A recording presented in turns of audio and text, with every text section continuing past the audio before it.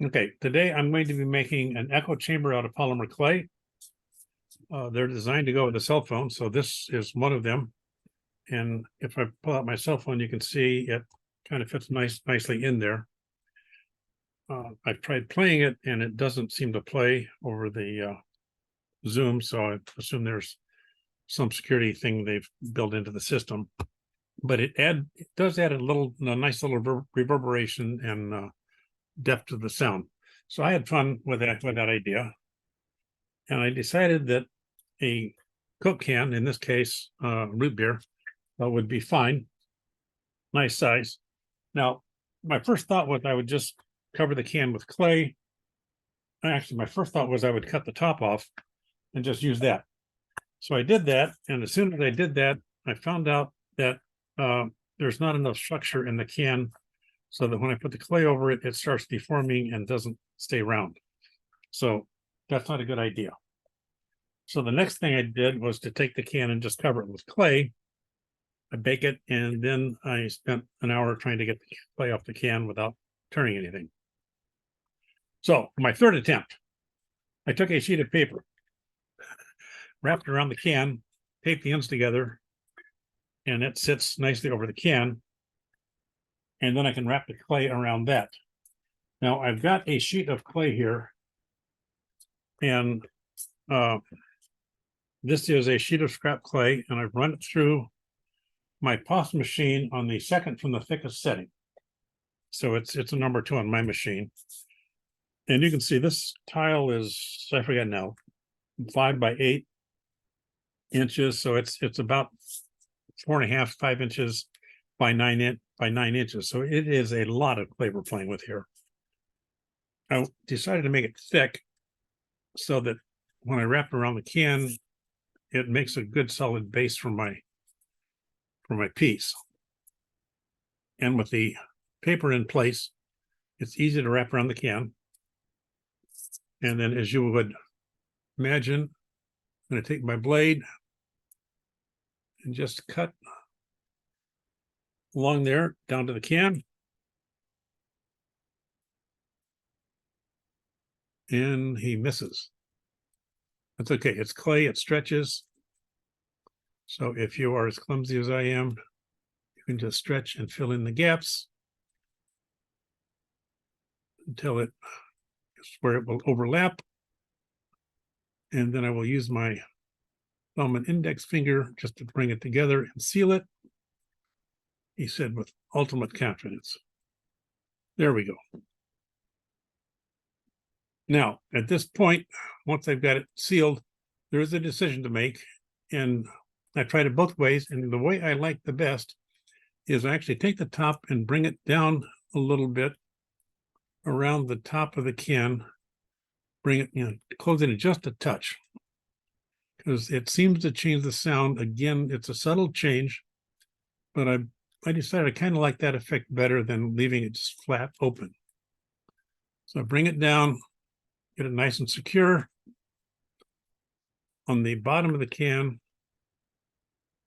he's still fighting getting the seam to steel. You always have these problems when you're doing a demo.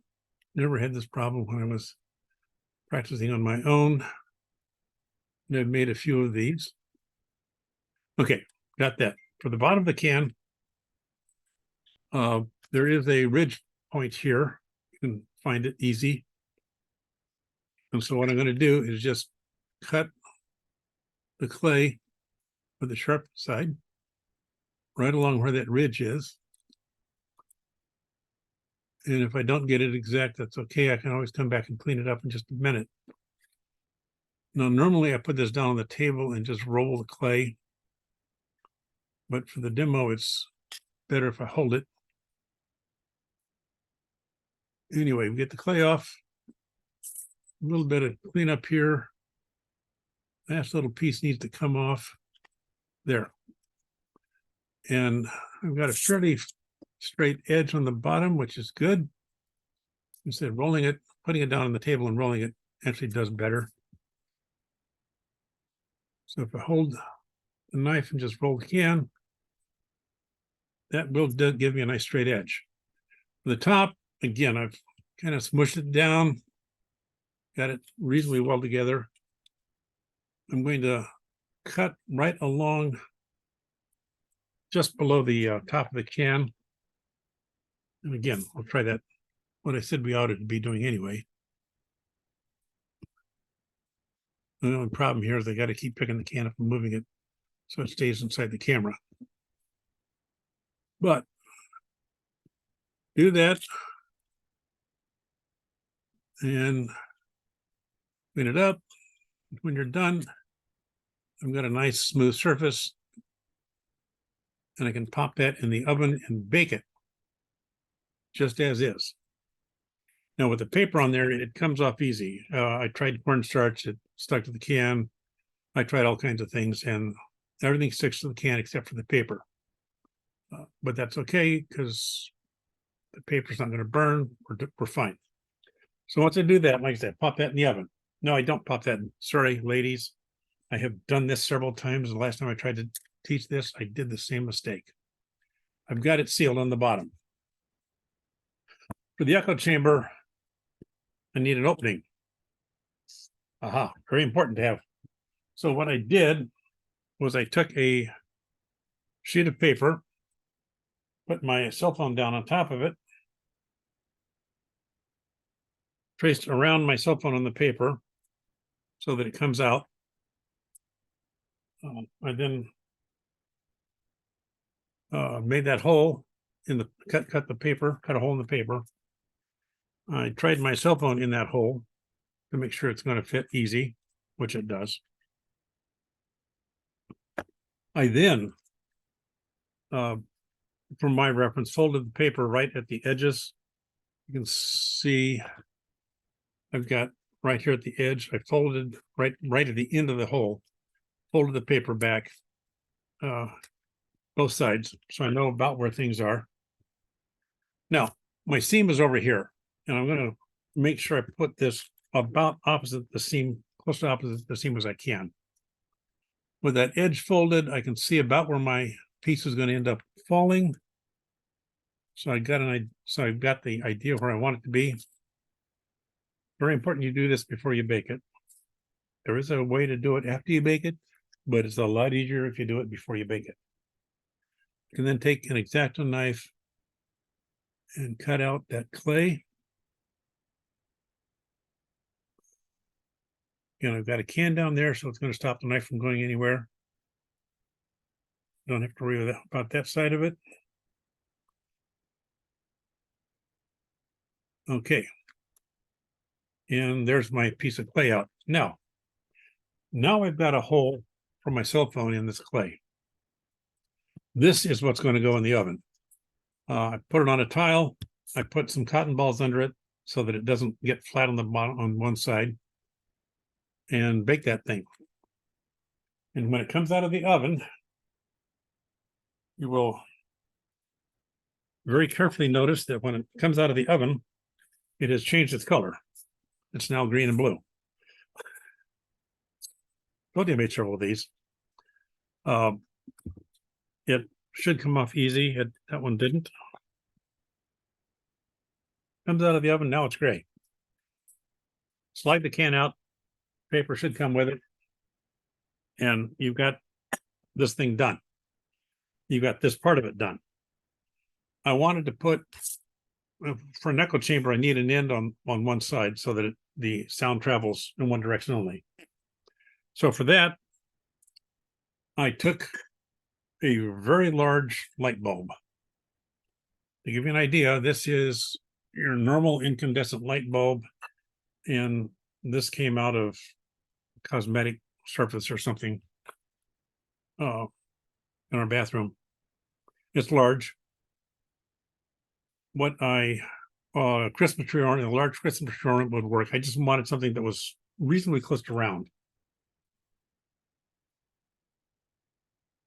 Take another piece of scrap clay like this.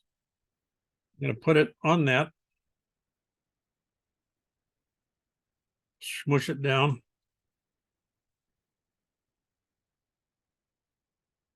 It doesn't really want to get conformed to the surface.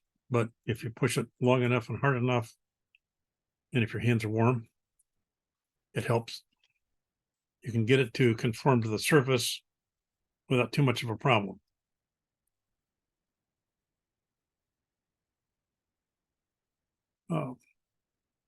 Now, once I've done that, took my can, it came out of the oven, and I can put the can over that, decide how it fits, and I can actually come in and cut around the base of my can here, the base of my inner part of the echo chamber.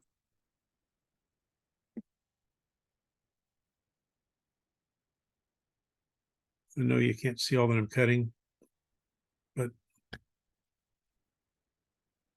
it gets a little dicey doing this while on camera. It's amazing how things that are easy when you're alone and working on a flat surface are it's no problem, and you get on the camera and it is a real fun project.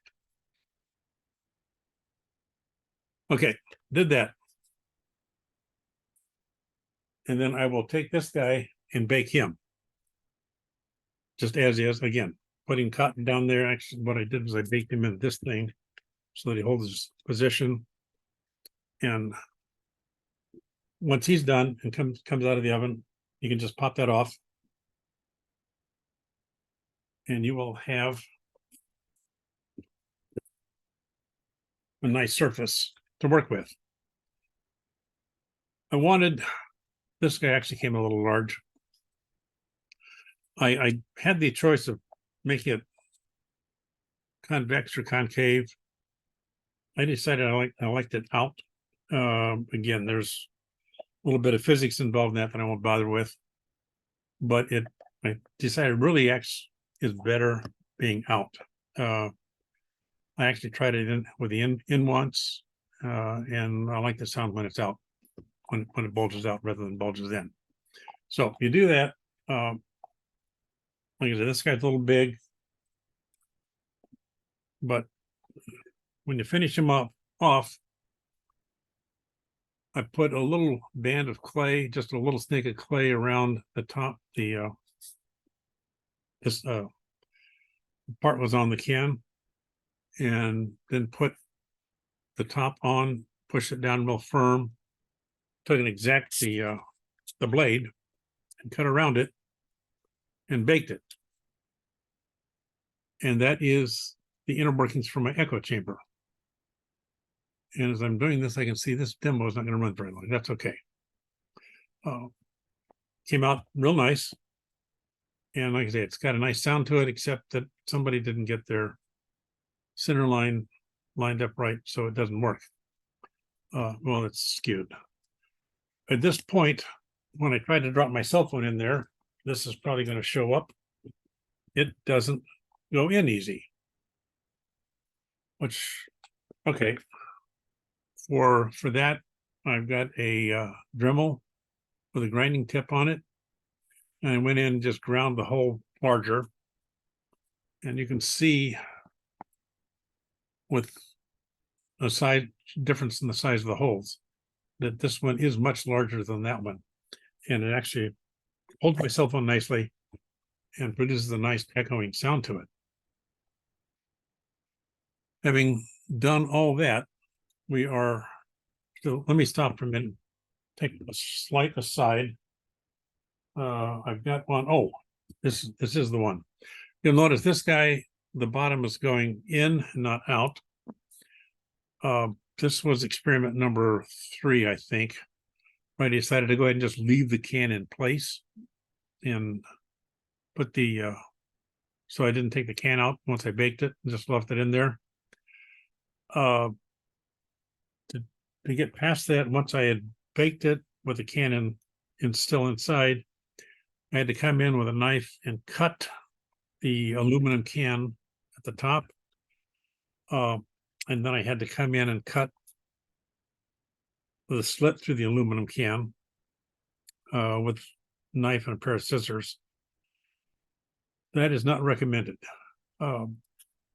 A you end up with the sound with the bottom going in instead of out, and you get some really, really sharp edges on the can around here and along here. And you'll notice I'm being very careful as I touch this because it's still sharp in spots.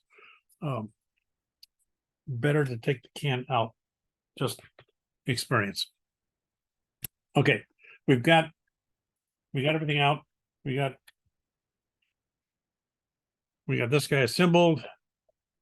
We got him baked one more time. And again, every time you bake that thing, it changes color. So it went back to its original gray. And right now I'm just using scrap clay for everything, so it doesn't matter what color it is. I was going to cover it. At this point, what you cover it with is up to you.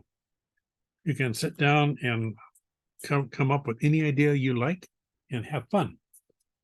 I obviously with this one, this is covered with a couple of silk screens, and I actually did the silk screen with a clay on the flat surface, cut them to get them to fit around the can.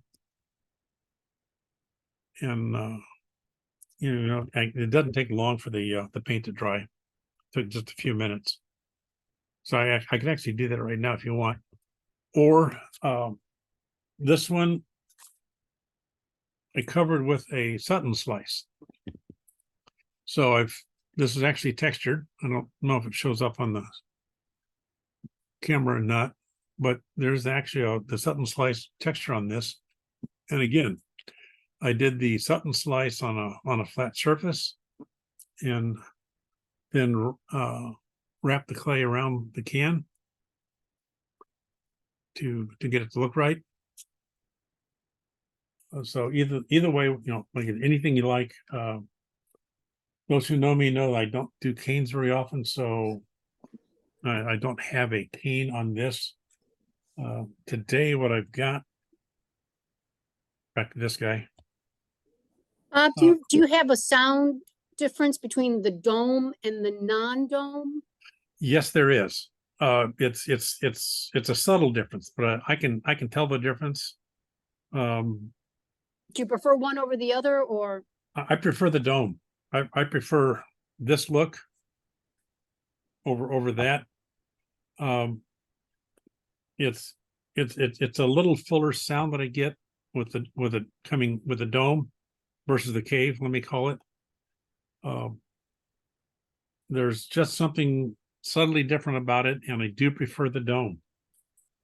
In fact, you'll notice everything I've done since then has been the dome. I tried one going in and said, nah. Well, actually, I did one in and one out, and thought definitely the dome. And my computer just froze, didn't it? I wonder what's going on. Hello. Anybody there? I don't have a cursor. I don't have anything. And you guys are sitting there wondering what happened to the demonstration. I don't know what happened to the demonstration. Okay, I've got the wheel of death running. Aha, are we back?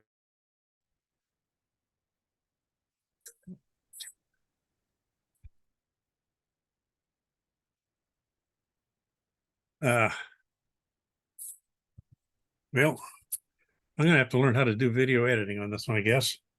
Because I just disappeared, didn't I? Yes, you did, Bob, but you're back now. Okay, here we are. I have no idea what happened. My computer has been acting up recently. Okay, we were talking about the sound with the dome. I like better than the sound with the cave. Now, part of this maybe I've still got the can inside, and so it does add a slight tinny sound to the music. But the dome gives me a different echo. And again, if you look at the physics of sound, which is what I do in my day job, it should be a little different. Okay, we're going to cover this guy with Mokumigane, I think. And I thought I had a really cool Mokumigane, and he is a really ugly Mokumigane. I've done better. But again, you start doing a demo and everything goes wrong. Goes wrong.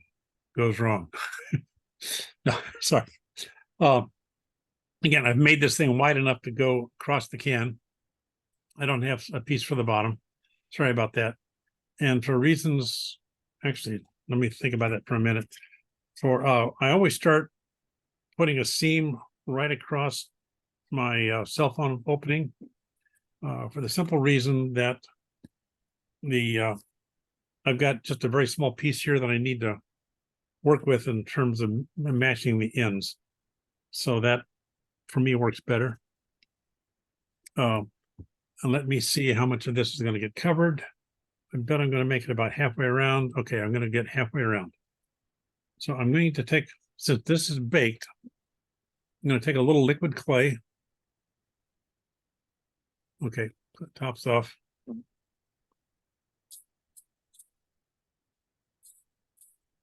going to take a very little liquid clay. Come on, there we go. And put some liquid clay down here. I don't need a lot, just enough to kind of help it stick.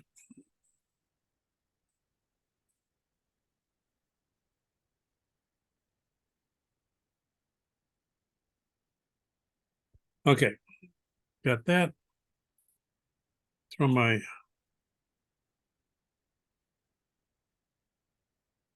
this is Mokumigane for men. It's my metallic look. Wrap that around. I'm actually going to, I knew I was going to run out of room, so I'm going to cut it right here. I'm going to cut it right there, he said. There we go. Press it down. Kind of get it formed. Since I've got liquid clay under there, I can do a little bit of adjusting if I need to, but I don't need to that much. Clean up the end. I'm going to probably do a little touch up on the end, but I'll worry about that when I get there.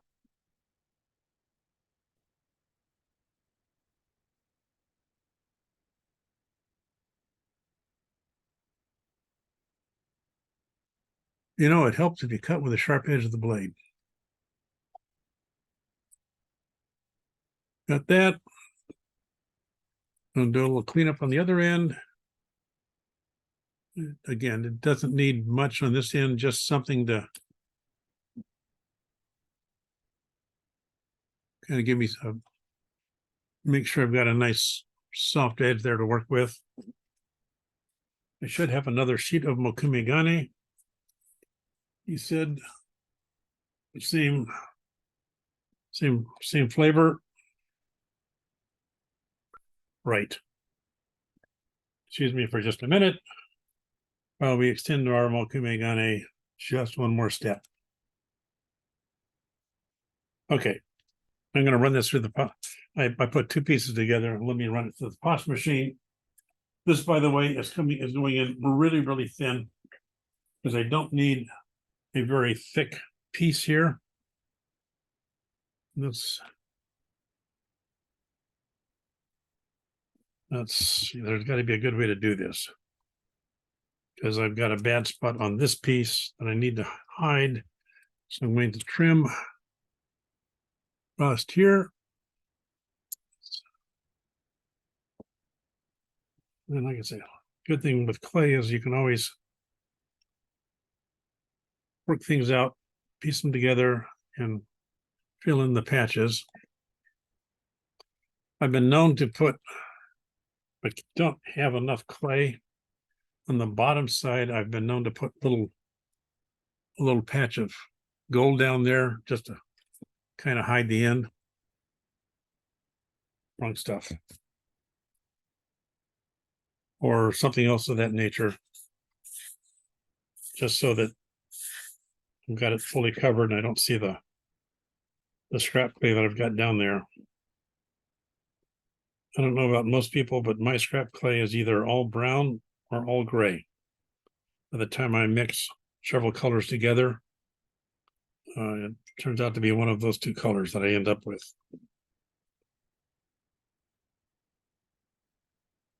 Get some liquid clay on here.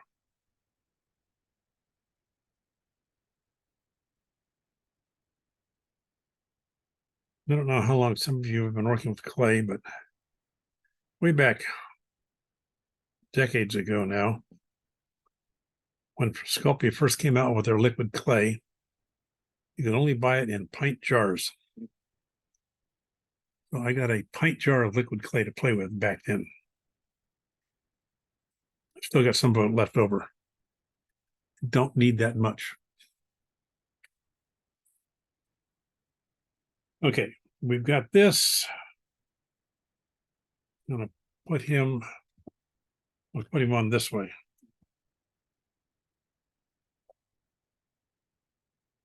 Gonna get the edges lined up.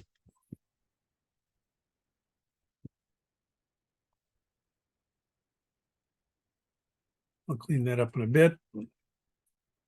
Want to make sure as I go that I get him tacked down well,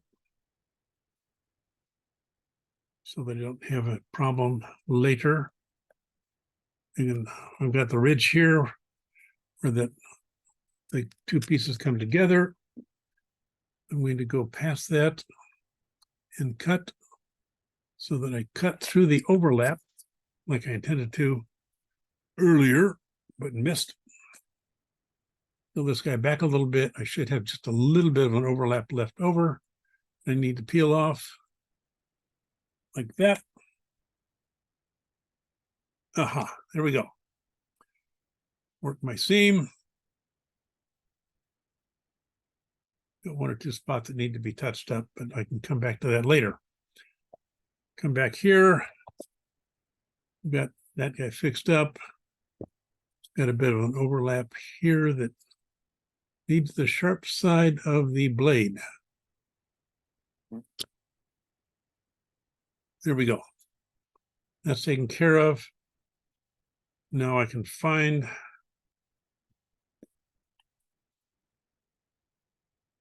I'm just gonna, my fingers are out of the way, by the way. I'm just holding, I've got him inside to hold the shape, but there we go. All I need to do is find out where the baked clay ends and cut along where that guy is.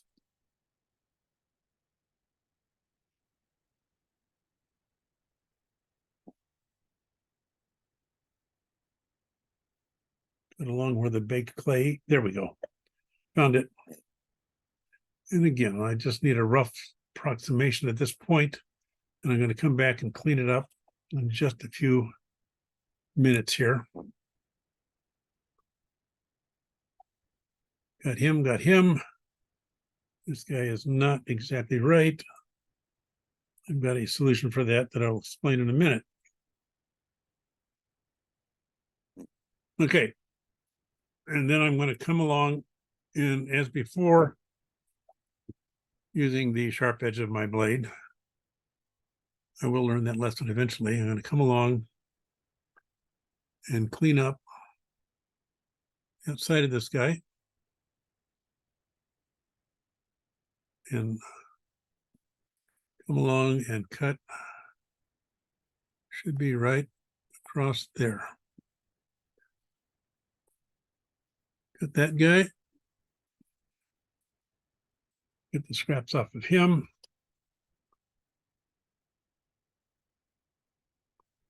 We are now covered. We've got a few spots that need a little extra piece here and there. That happens when you're working with that large a sheet of clay. Things do go a little bit wonky. This might seem that didn't get pressed down.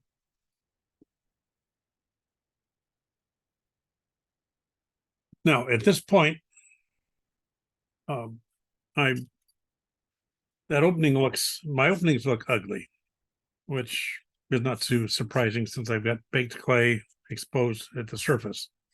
So what I have ended up doing is losing track of my gold clay. I decided just to cover them to make them kind of pretty them up a little bit. So I took some gold clay. Keep thinking I've got an open package around here somewhere. You don't know where it is, but we will work with what we've got. Some gold clay, and I'm going to run it through the pasta machine a few times to get it fuzzy conditioned and ready to cover up the holes. And I don't need a lot for this, so I'm going to make it really, really, really thin.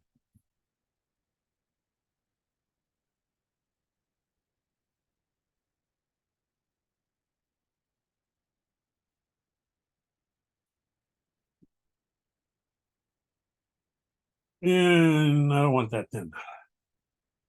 My pasta machine,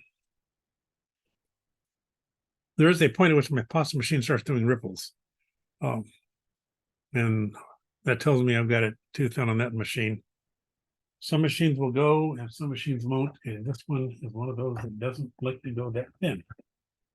So you'll take it out one notch. I'm just a little past the medium setting on the pasta machine, which is the number 4, which gives me a fairly thin sheet of clay. Because like I say, the goal is really to cover this up. And so I'm going to come in and cut this guy to where he's, oh, I don't know, a little less than an inch thick or an inch wide, maybe half an inch wide. Need a flat edge to start with. I'm going to just put him here and wrap him around. And I will simply go all the way around this piece that way.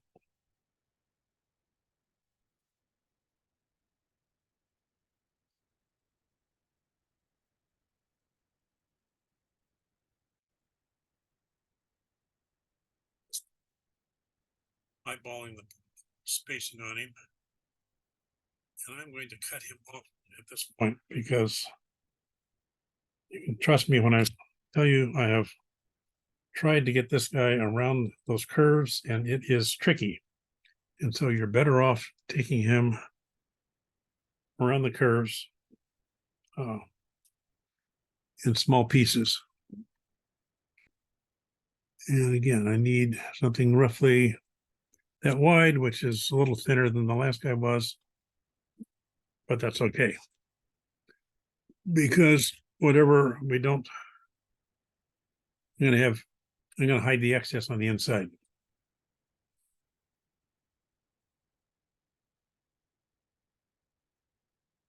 To get the top side about the width I want.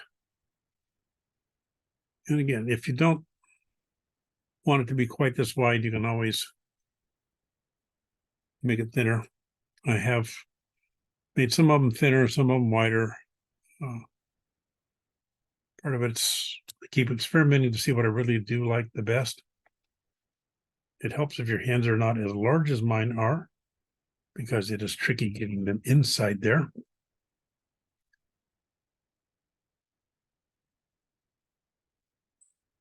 Okay.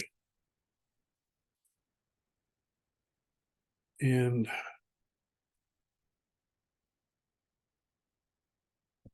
let me slip him in there again.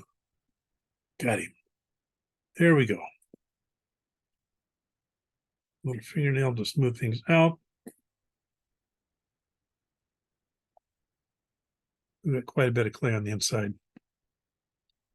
And I want one little piece up here. I'm going to take care of that. Again, a little light trim. Kind of,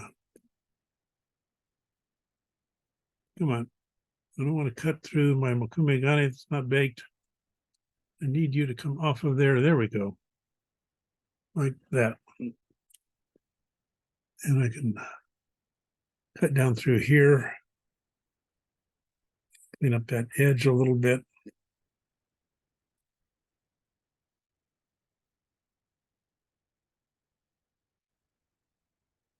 Seal him up. Okay. And that will take care of, oh, so, okay. I've got raw clay against baked clay on the inside, so that's going to be a little bit dicey. I've learned through experience that if I leave it alone for an hour or so, they will start melding together. So before I pop it in the oven, I'm going to give it a little bit of time this afternoon to for the colors to meld, the clay to meld and come out where they actually work well together. So they seal. I should have put some liquid clay on the inside, which I usually do, but I've learned through experience that if I don't, I can still let them set and they'll tie together. Like I say, you can always go back at this point and clean this up, make it neater. I'm not going to finish this for the sake of this demo, but you can get the idea. It's easy to go in and work on that, get things cleaned up, tied up, fancied up. And I do want to put some clay around the opening here. Again, that's an ugly look. That's not very pleasing. So I will cover that in clay as well. We'll pretty him up so that he looks a lot nicer.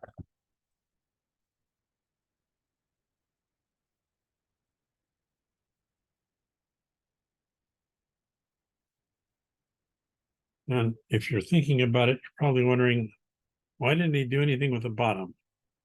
Well, I didn't do anything with the base simply because of the fact that I ran out of mokumegane for the base. I don't have enough. Otherwise, I would have put mokumegane, the same mokumegane on the base. But again, it's not necessary that you do the same thing on the base. You'll see on a lot of my stuff, I've done all kinds of things.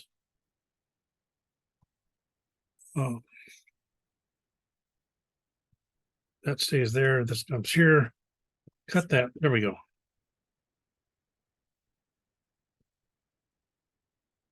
I'm gonna start here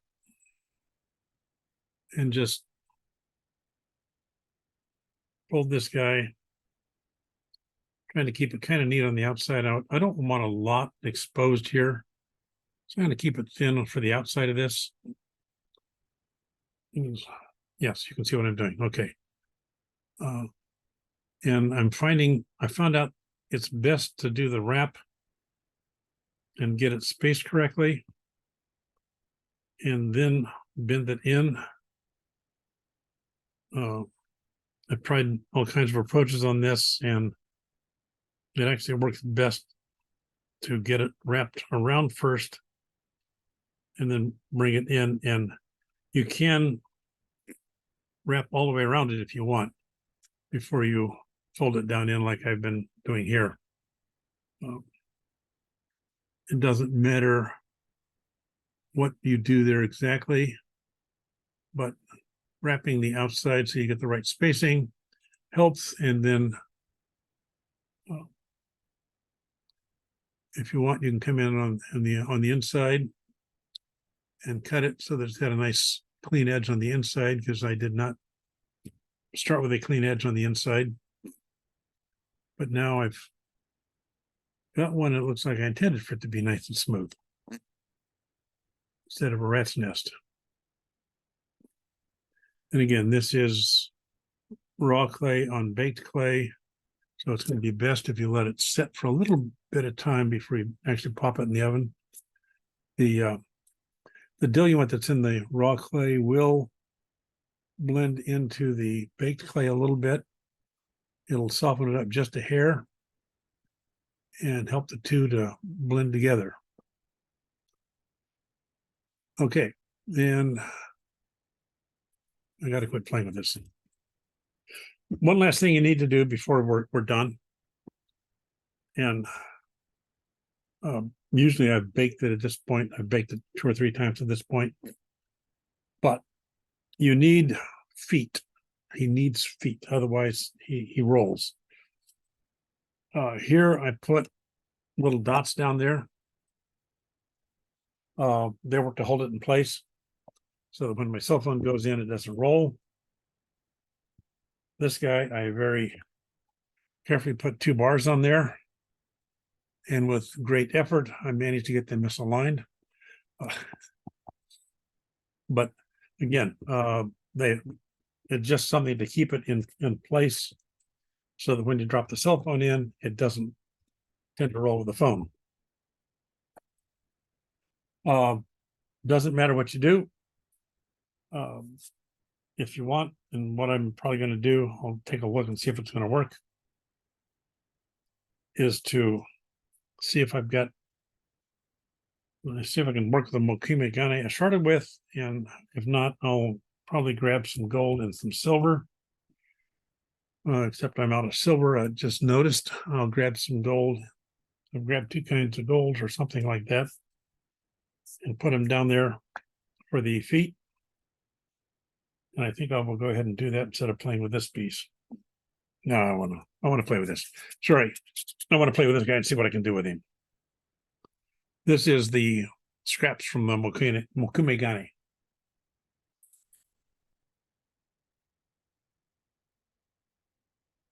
Wonder what that looks like. Ever cut into one of these things and see what they look like on the inside? What does it look like on the inside?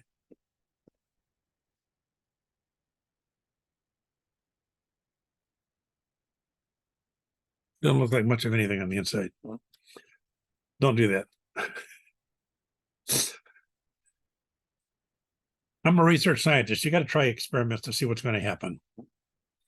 Okay, I've got this guy kind of rolled out. Nice size. Looks to me like I can get at least 4 feet out of him if I'm careful.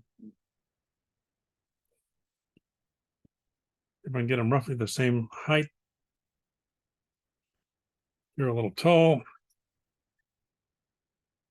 Too tall, we have solutions. Sharp edge of the blade. It's amazing how much easier it works with the sharp edge of the blade. This guy needs to, I need a flat surface on him, so I'm going to set him with a sharp edge of the blade. Get these guys roughly positioned where I think I'm going to need them. I want this guy to fit right there. No, I don't. I want him to fit right there.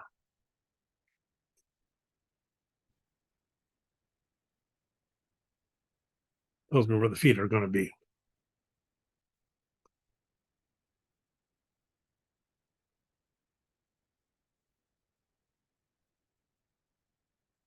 Closer together than I thought they were going to be. The way I've been doing this time, the feet, you'll notice when you really put them on, the feet are fat on one side and skinny on the other. That's because you're trying to fit the curvature of the cylinder. So you'll need to make that adjustment as you get them positioned. And it's not that hard to do. You just push on the side that needs to be skinny. Move everything out and adjust him.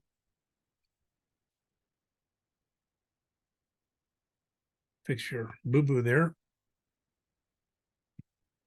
And now he sits flat.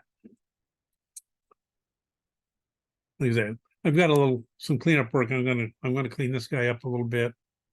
I'm gonna touch up this piece here.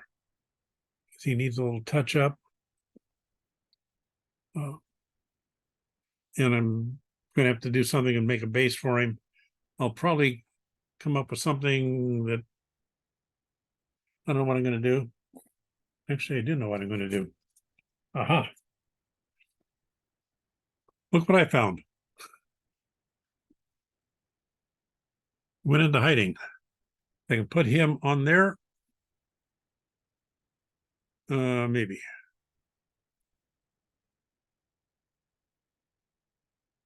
Well, let's try it and see what happens. And let's try it with the liquid clay instead of the glaze.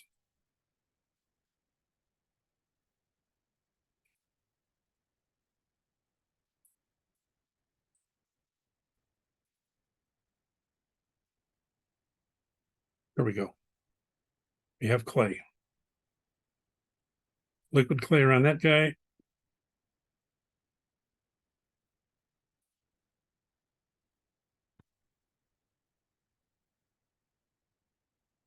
It actually turns out to be a thin layer. And putting, I've had some friends put on really thick layers. I don't like a thick layer of liquid clay on this. It tends to let everything slide. If I use a really thin layer, then it works, to me, it works a lot better. So I really do try to get it down to a very thin layer of liquid clay that I'm putting on. The only problem is it now have a finger that the clay sticks to, but that's okay. Yes, we're good. Cut along the edge here.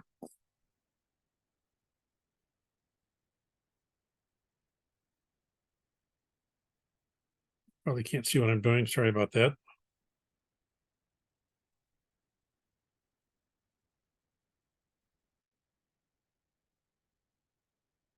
Get this guy pressed down.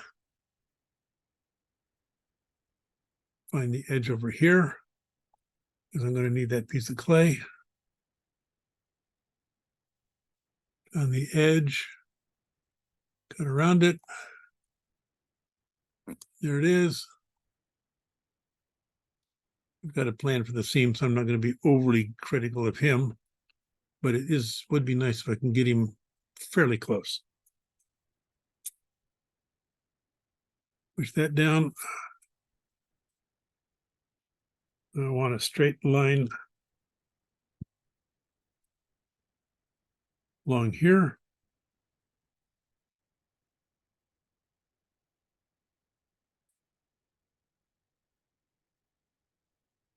Okay, got that.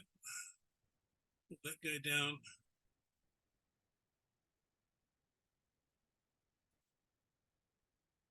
Need to come in, cut right along here.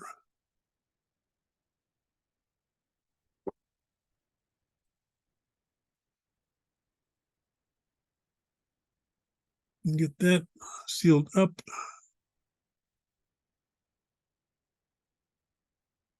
Finger seal the seam. Little piece of a triangle in here, just because I got a little gap there. Cut along there. Now then, over on this side, we still have a problem. But I found some scraps. I got a few more scraps left over. And I think if I'm careful, I will just make it. Except I did that on the wrong setting. Okay. Try it again. There, that works.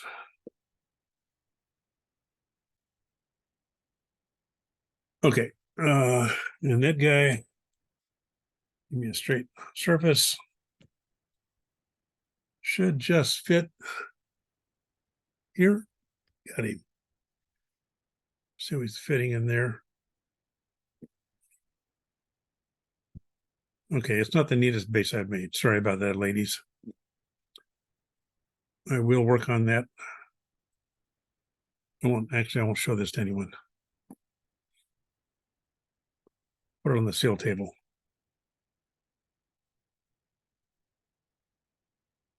Come around. Get that.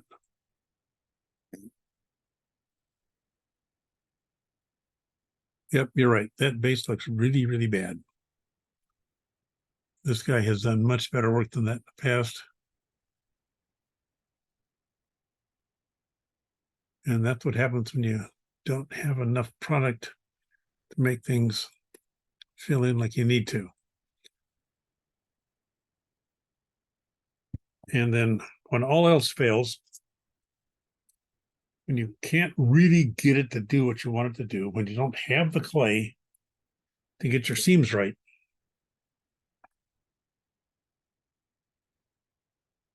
what you do is you take some gold clay.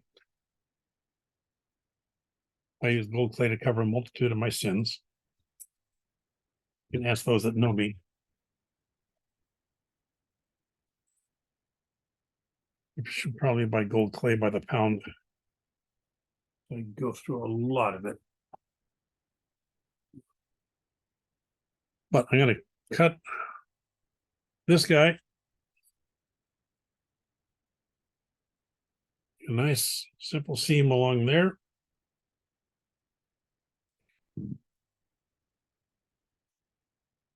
Try to get him to a reasonably narrow width.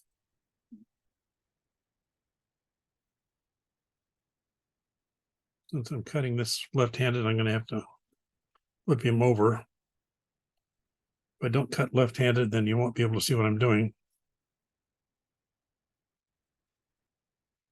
Just going to cut right along there.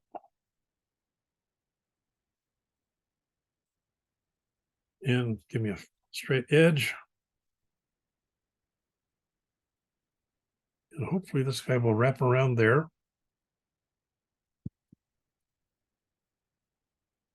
Cover up that seam.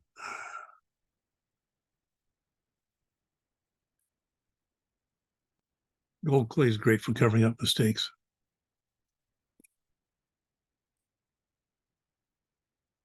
That are canes, but I don't do a lot of canes, so I have to use gold clay to cover up my mistakes. One more little piece here, because I've got a small spot right there that's still exposed. Oh.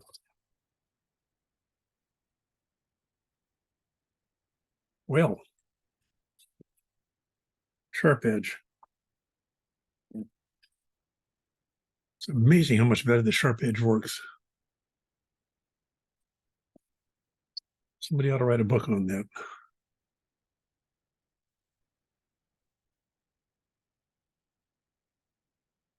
Somebody needs to figure out why they keep grabbing the dull edge, trying to cut with it. Okay.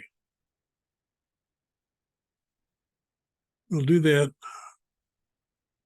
Touch that up a little bit. Get rid of the break in the seams. Make it look like I intended that to look that way.